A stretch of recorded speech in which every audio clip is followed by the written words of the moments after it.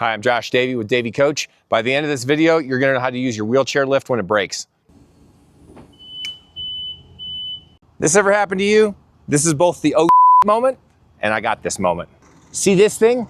Nobody buys a bus for this part. But this is the part you need to get you back in the game when your wheelchair lift doesn't work and be the hero that day, or Harry Potter. Expecto lift to worko! Every wheelchair lift has a pump, and every wheelchair lift pump's got a backup mode. This is the spot on the wheelchair lift that we want to focus on. So we're going to stick this in, turn it until we feel a little click, and then we can pump the lift up like this, get the lift into the vehicle.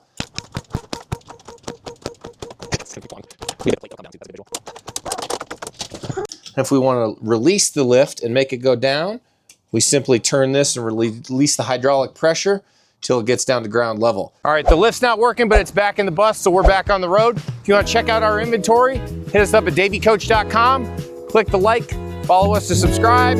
Thanks for riding the bus with us.